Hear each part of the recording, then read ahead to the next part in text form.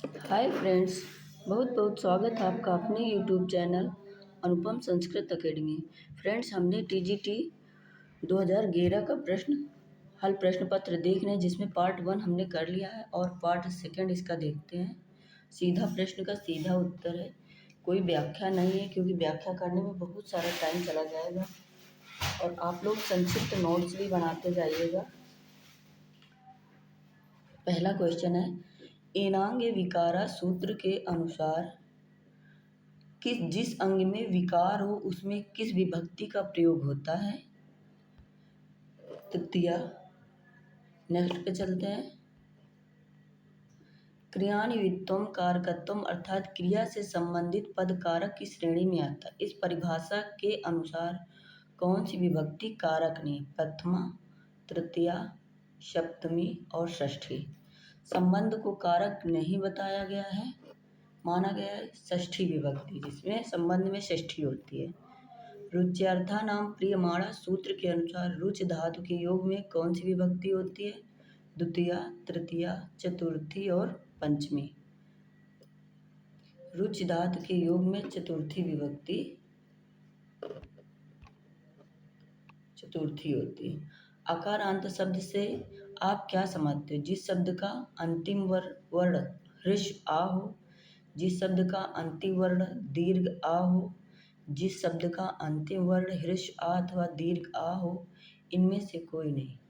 Option आपका ए सही है। जिस शब्द का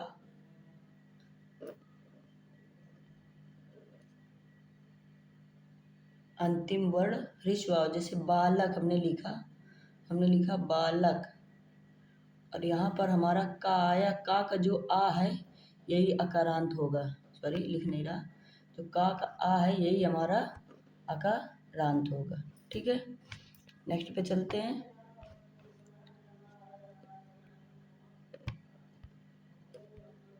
बालक आ गया नीचे, देखो बालक शब्द के सप्तमी विभक्ति एक वचन में रूप होगा, क्या होगा? बालके, बालकश, बालकाय, बालकात, बालकस षष्ठी हुआ, बालकात पंचमी हुआ, बालकाय चतुर्थी और सप्तमी बालके। ऐसे राम का रामे, बालक का बालके। आखिर नेक्स्ट देखते हैं। हरि शब्द के रूपों में हरऊ रूप किस विभक्ति का और कौन से वचन का रूप है? हरि शब्द के रूप में हरऊ किस विभक्ति का रूप और कौन से वचन का? हरऊ सप्तमी विभक्ति एक वचन का रूप है। हरऊ शब्द सप्तमी विभक्ति एक वचन का रूप है। कवि का कवो, हरि का हरौ, पति का पत्यो। नेक्स्ट चलते हैं। यानी जो इकारांत है, इससे ये पता चलता है, आपको वैसे ही नोट्स बनाना है जैसे हरि का सप्तमी में हरो है तो हरि ई लास्ट में छोटी ई निकल रहा है, तो इसका मतलब ये इकारांत है। और इकारांत के आप शब्द नोट कर लीजिए और सप्तमी विभक्ति के सारे रूप लिए हरि का हरो, कवि कवो, पति पत्यो, रवि, इस तरह आपको निकाल लेना है जितने भी रूप बनते हैं। चलते हैं नेक्स्ट क्वेश्चन की तरफ।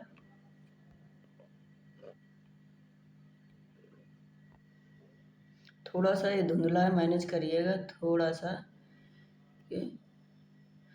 लता शब्द के सप्तमी विभक्ति के एक वचन का रूप है लते, लतायाम, लतौ, लतासु। सप्तमी विभक्ति एक वचन का रूप है। रामा का रमायाम, लता का लतायाम, यानी आकारांत स्त्रीलिंग है। रमा में लास्ट में जैसे ये रमा लिखा है, ऐसे ये बड़ा आ निकला तो यह आकारांत हो गया। ठीक है, आकारांत। और आकारांत में यहाँ नहीं लिख रहा है। ठीक है, तो कौन सा ऑप्शन इसका सही होगा? ऑप्शन डी सी इसका सही होगा। नेक्स्ट चलते हैं। थोड़ा सा आप मैनेज करिएगा नेक्स्ट पेज में। फलम शब्द नपुंसक लिंग में है, इसमें फले रूप निम्न किस विभक्ति में नहीं आता है? फले रूप। प्रथमा, द्वितीया, पंचमी और सप्तमी। क्वेश्चन नंबर 79 है। फले, फले रूप इसमें फलम फले फलानि, फलम फले फलानि। प्रथमा में भी आता है, द्वितीय में भी आता है। अब बची हमारी सप्तमी और पंचमी। हमारा इसका रूप पंचमी में नहीं आता, फले रूप। ठीक है। सर्वम सर्वनाम शब्द के रूपों में सर्वे रूप तीनों लिंगों में प्रयुक्त होता है। निम्नलिखित में गलत कथन को चुनिए। कथन देखिएगा।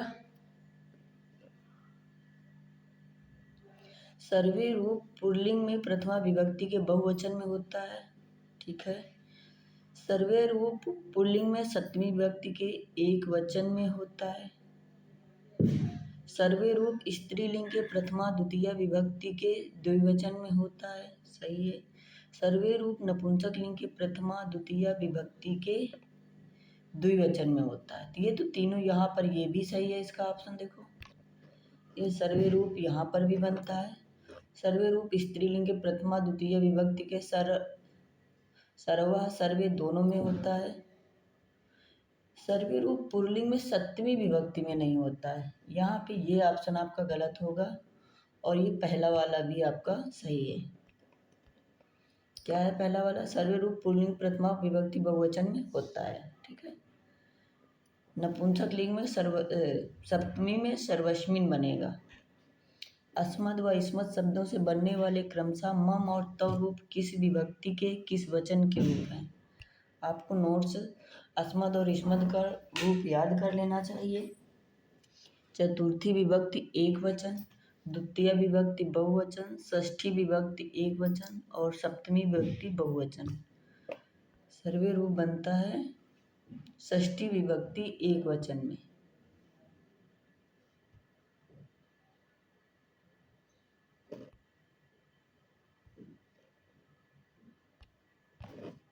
ये इसका आंसर है। नेक्स्ट चलते हैं। अस्मद व युष्मद में क्रमशः आवयव व युवयो किस विभक्ति के किस वचन में बनते हैं? आवयो और युवयो। तो आप देखिएगा, वो बहुत आसानी से हम सिखाएंगे आपको। षष्ठी विभक्ति द्विवचन में, षष्ठी विभक्ति एक वचन, सप्तमी विभक्ति बहुवचन, चतुर्थी विभक्ति एक वचन, नहीं षष्ठी विभक्ति द्विवचन में बनते हैं, अवयव और युवयव। नेक्स्ट चलते हैं, नेक्स्ट पेज पे चलते हैं। अब देखो यहाँ क्लियर हो गया ना। भू धातु का भवामी रूप है लट लकार, लोट लकार, ऋट लकार, लंग लकार। भू धातु का भवामी रूप है लट लकार, लोट लकार, ऋट लकार और लंग लकार।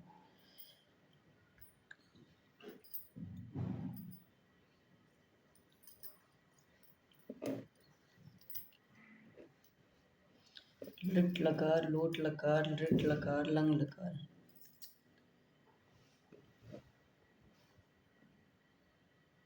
भगवती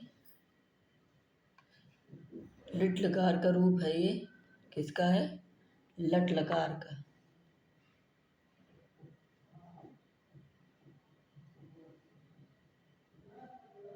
भवामी भवावह भवामः लट लकार का रूप है, उत्तम पुरुष एक वचन का। नेक्स्ट चलते हैं।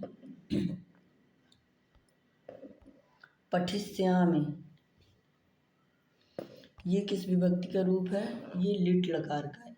लट लकार का, लोट लकार का, लंग लकार का इनमें नहीं है। ये है आपका, ये भी नहीं है और ये भी नहीं, ये भी नहीं। ऑप्शन आपका ये डी सी चाहिए।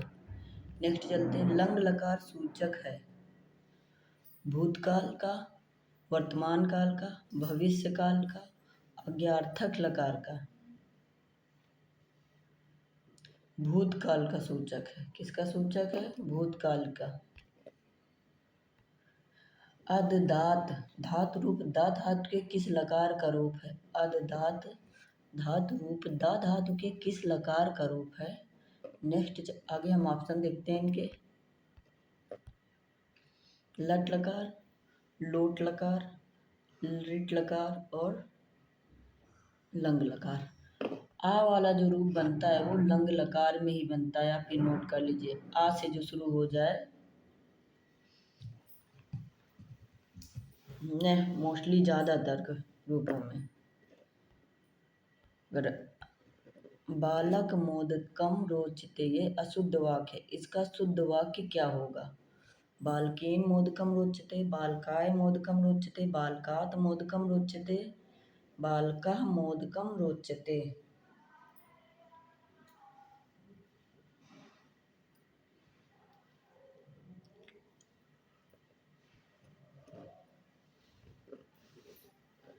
कौन सा होगा? 87 कभी बालकाय मोदकम रोचते।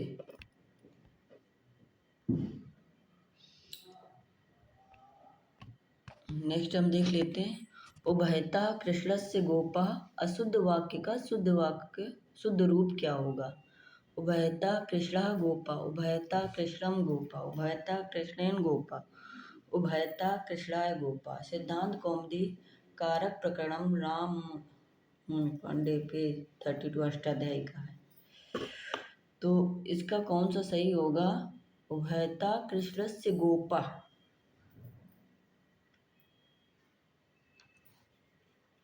अब उभयता अशुद्ध वाक्य का शुद्ध करना, ये गलत है। उभयता कृष्णम गोपा।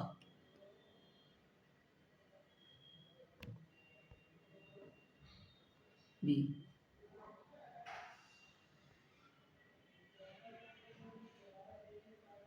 त्वं पाठम पठतु का शुद्ध रूप है। त्वं पाठम पठानि, त्वं पाठम पठताम, त्वं पाठम पठन्तु, त्वं पाठम पठ।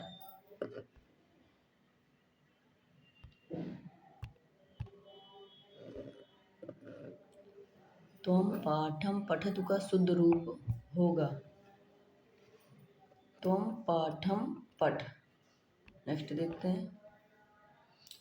अहम ग्रामम गच्छसि, अशुद्ध वाक्य का शुद्ध वाक्य होगा अहम ग्रामम गच्छति, अहम ग्रामम गच्छति, अहम ग्रामम गच्छामि, अहम ग्रामम गच्छामः। अहम इसका शुद्ध रूप होगा अहम ग्रामम गच्छामि। यानी आपको इस वाक्य से पता चल रहा है शुद्ध और अशुद्ध वाक्य भी पूछेगा।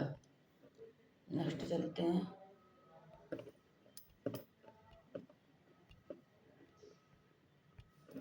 संस्कृत शिक्षण की विधियों में निम्नलिखित विधियों में से कौन सी विधि सम्मिलित नहीं? प्राचीन विधि, नवीन विधि, मध्यकालीन विधि, नवीनतम विधि और उपागम विधि।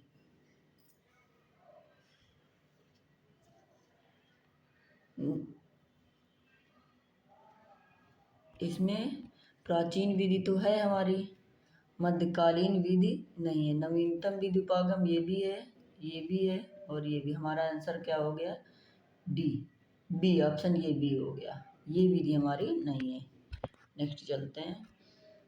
संस्कृत व्याकरण की शिक्षण पाठन का कि प्राचीन व अर्वाचीन इन दोनों विधियों में निम्न में से कौन सी विधियां दोनों में सम्मिलित है? सूत्र विधि अथवा कंठस्थीकरण विधि, अन्वय व्यतिरेक विधि, सहयोग समवाय विधि, आगमन और निगमन विधि।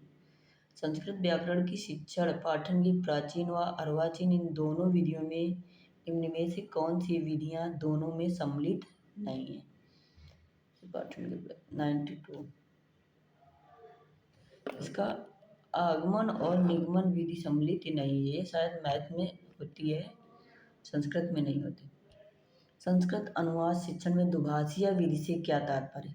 इसमें पाठ्य पुस्तक की प्रत्येक पाठ के अंत में अनुवाद हेतु वाक्य दिए जाते हैं। इसमें एक व्यक्ति मातृभाषा में बोलता है तथा दूसरा व्यक्ति उसका संस्कृत रूपांतर करता जाता है। इस विधिकर्ता में शिक्षक पहले आदर्श अनुवाद प्रस्तुत करता है, उसको समझकर छात्र आदर्श अनुवाद के अनुकरण पर अनुवाद करते हैं। 93 इसका आंसर, इसमें एक व्यक्ति मातृभाषा में बोलता है तथा दूसरा व्यक्ति उसका संस्कृत रूपांतर करता जाता है। दुभाषीय विधि, जैसे हमारी हिंदी लैंग्वेज हम हिंदी बोलते हैं और दूसरा व्यक्ति इसका अनुवाद संस्कृत में करते हैं। संस्कृत पद्य शिक्षण में गीत तथा नाट्य विधि किन स्तर की कक्षाओं के लिए सर्वाधिक उपयुक्त है? प्रारंभिक कक्षाएं, माध्यमिक कक्षाएं और उच्चतर कक्षाएं, इनमें से किसी के लिए नहीं।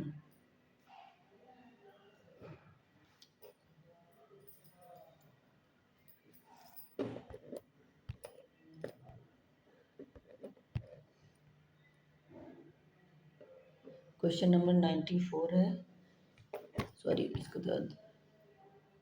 इसका ऑप्शन ए सही है, प्रारंभिक कक्षाएं।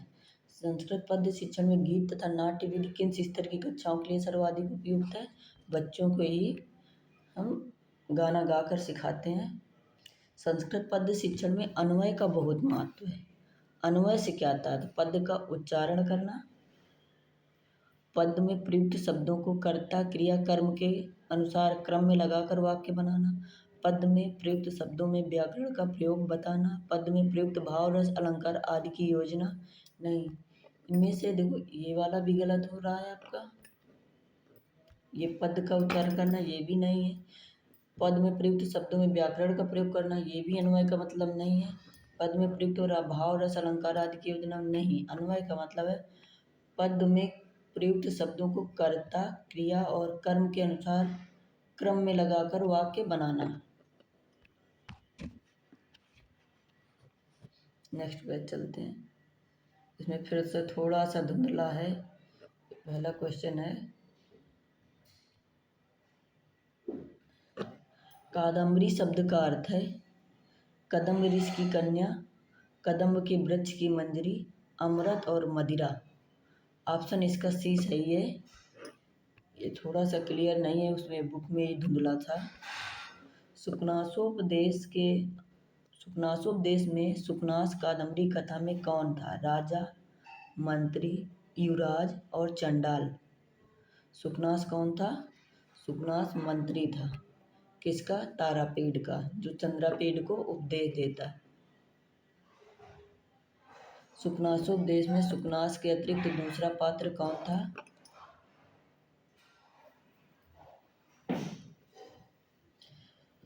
क्या है? वैशंपायन, चंद्रापीड़, तारापीड़ और शूद्रक। चलो इसका आंसर देखते हैं।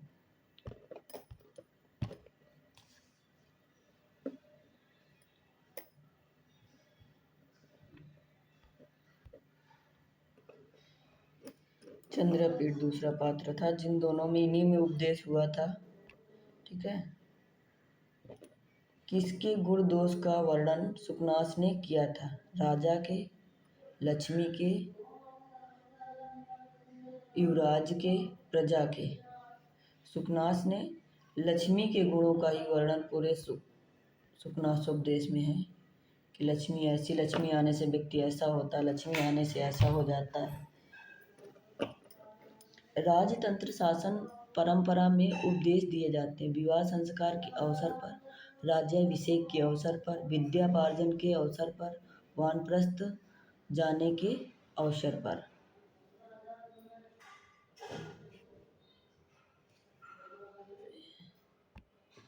इसका आंसर देखते हैं।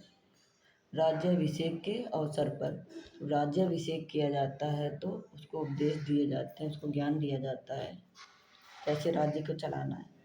कादम्बरी रचना के लेखक कौन है? बाण भट्टनारायण, भट्टोजी दीक्षित, बाण भट्ट, दंडी, बाण भट्ट।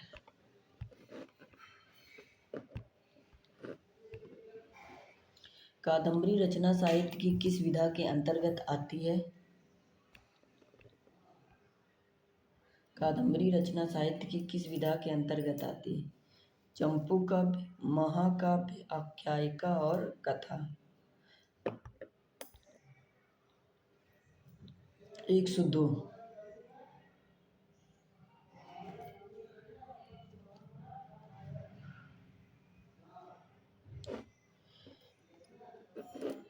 कादम्बरी कादम्बरी कथा है। कादम्बरी क्या है? कथा है। कादम्बरी रचना एक सुंदर उदाहरण गद्य काव्य का, पद्य काव्य का, मिश्रित काव्य का उपर्युक्त में से किसी का नहीं। गद्य काव्य।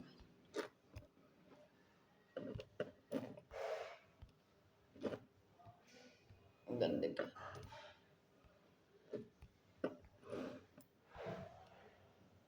बाण, यहाँ थोड़ा सा धुंधला दिख रहा है। बाण की शैली की प्रमुख विशेषताएं हैं कांता सम्मित उपदेश की सरस शैली, अलंकार प्रधान शैली, दोनों का सम्मिश्रण, इनमें से कोई नहीं।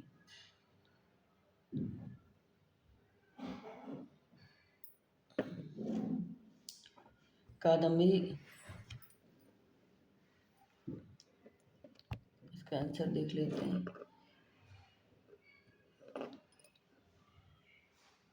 दोनों का सम्मिश्रण है, ठीक है, इनमें से कोई नहीं। शैली कांता उपदेश की सरल शैली है और अलंकार प्रधान शैली, दोनों का सम्मिश्रण है। नेक्स्ट में देखते हैं।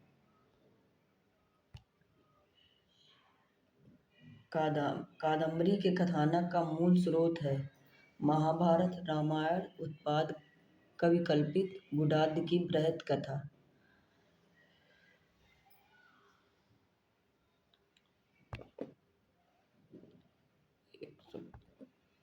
इसका कौन सा है? गुडाद्य की बृहत कथा। थोड़ा सा धुंधला हो रहा है। शिवराज विजयम साहित्य की किस विधा के अंतर्गत आता है? कथा, आख्यायिका, ऐतिहासिक उपन्यास और निबंध संग्रह। किसके अंतर्गत आता है? शिवराज विजय ऐतिहासिक उपन्यास है। नेक्स्ट जानते हैं। शिवराज विजयम के रचनाकार बाण भट्ट, दंडी और पंडिता क्षमा राव, पंडित अंबिका दत्त, व्यास। शिवराज विजयम साहित्य की किस विधा के अंतर्गत आता है? तो हो गया शिवराज विजयम के रचनाकार है। कौन है रचना? पंडित अंबिका दत्त, व्यास। शिवराज विजयम रचना के नायक हैं। नायक कौन है? महाराष्ट्र केसरी शिवाजी, बी शिवाजी, औरंगजेब और अफजल खान।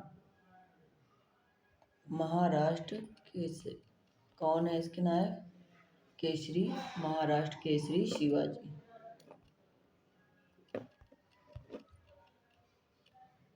शिवराज विजय में प्रयुक्त ताम्रचूर्ण भक्षण पातकेन का अर्थ है तांबे का लिखा है इसमें, तांबे का चूड़ा चबाना रूपी पाप से, मुर्गा खाने के पाप से, लाल चूड़ी तोड़ना रूपी पाप से, इनमें से कोई नहीं। मुर्गा खाने के पाप से। ऑप्शन इसका सही है, मुर्गा खाने के पाप से। शिवराज विजयम में एक विप्र कन्या का अपहरण किया था। किसने किया था? द्रविड़ों ने, एक यवन बालक ने, जंगली जाति के लोगों ने, आर्यों ने। एक यवन बालक ने। नेक्स्ट पेज पे हम चलते हैं।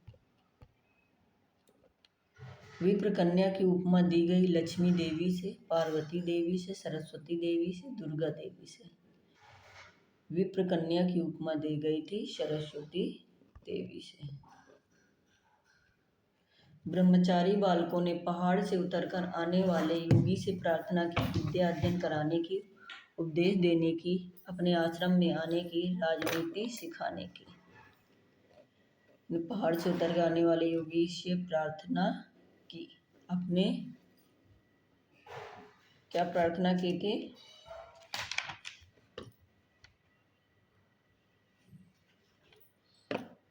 अपने आश्रम में आने की।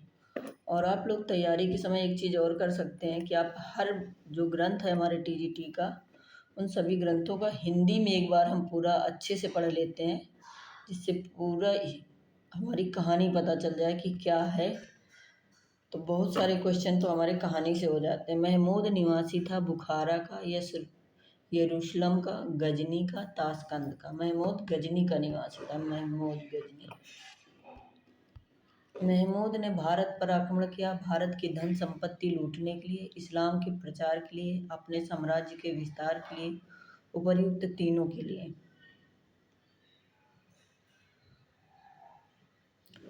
महमूद ने भारत पर आक्रमण किया, भारत की धन संपत्ति लूटने के लिए, ये भी सही था। उसको धन संपत्ति लूटेगा तो कमजोर हो जाएगा।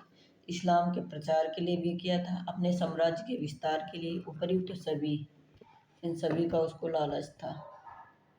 पवित्र भारत के पराधीन होने का कारण था पृथ्वीराज चौहान और जयचंद की आपसी फूट होना, पृथ्वीराज का कमजोर होना, जयचंद द्वारा पृथ्वीराज चौहान को नीचा दिखाने की भावना, यवनों का आक्रामक रूप अपना लेना। पृथ्वीराज चौहान और जयचंद की आपसी फूट। पंडित अंबिका दत्त व्यास की अन्य रचनाओं में शामिल है विहारी विहार, सामवत नाटक, श्री विवाह, भारत भारती भी। सामवत नाटक। पंडित अंबिका दत्त व्यास की अन्य रचनाओं में शामिल है सामवत नाटक भी शामिल है। किरातार्जुनीयम के रचनाकार हैं। किरातार्जुनीयम भारवी की रचना है। भवभूत के उत्तर रामचरित, कालिदास की तो 7 रचनाएं हैं और श्रीहर्ष का नहदी चरितम है। किरातार्जुनीयम शीर्षक में प्रयुक्त किरात शब्द किसके लिए प्रयुक्त हुआ था? चांडाल जाति के लिए, किरात नामक पात्र के लिए, शिव जो किरात वेशधारी है, अर्जुन जो किरात वेशधारी है। शिव जो किरात वेशधारी है।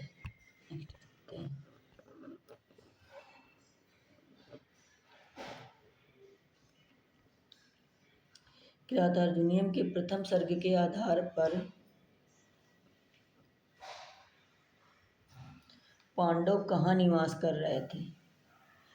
खंडवन में, अद्वैत वन में, वृंदावन में, द्वैत वन में। पांडव द्वैत वन में निवास कर रहे थे। ब्रह्मचारी विप्र का वेश धारण करने वाला गुप्तचर था। यक्ष, वनेचर, ब्राह्मण, वैश्य, वनेचर। हितम मनोहार च दुर्लभम वचः का अर्थ है हितकारी वचन दुर्लभ होता है, मनोहारी वचन दुर्लभ, हितकारी और प्रिय वचन दुर्लभ होता है। दुर्लभ वचन ही हितकारी होता है, यानी जो वचन हितकारी होगा वो और प्रिय वचन होगा वो दुर्लभ होगा, उसको सहन करना बहुत मुश्किल होता है। सच बात ही कड़वी होती है। वरम विरोधो अपि समम महात्मा के अनुसार खल जनों के संपर्क की अपेक्षा श्रेष्ठ होता है। साधु जनों का साथ, साधु जनों का विरोध, मूर्ख लोगों का विरोध, दुष्ट जनों का साथ। साधु जनों का विरोध। वरम विरोधो अब समम महात्मा, खल जनों का साथ से अच्छा है कि तुम दुष्टों के साथ से अच्छा उनके साथ रहो जो साधु जन सज्जन हो, उनसे विरोध करके, उनसे विरोध करोगे तो उन्हीं तरह रहोगे, दुष्टों से दोस्ती करोगे तो दुष्टों की तरह हो जाओगे। राजाओं का स्वभाव होता है दुर्विज्ञेय, विज्ञेय, अप्रत्यक्ष, प्रत्यक्ष।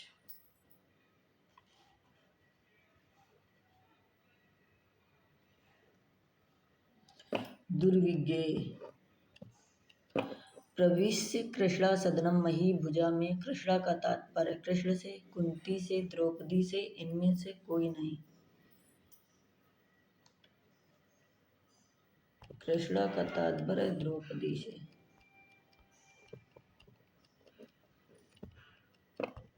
नेक्स्ट चलते हैं। भवंती माया विश्व न मायना, पंक्ति का भाव शामिल निम्नलिखित में से किसके साथ सही बैठता है? जैसी करनी वैसी भरनी, जैसे के संग वैसा, जाकी रही भावना जैसी, प्रभु मूरत देखी तिन तैसी, इनमें से किसी के साथ नहीं। जैसे के संग तैसा। ठीक है, हमारे 125 प्रश्न पूरे हुए। फ्रेंड्स, हमारे चैनल अनुपम संस्कृत अकेडमी को लाइक, सब्सक्राइब और शेयर करें। धन्यवाद। मिलते हैं नेक्स्ट क्लास में। अब हम 2010 यानी 10 का 2010 का पेपर देखेंगे और चलते हैं। धन्यवाद।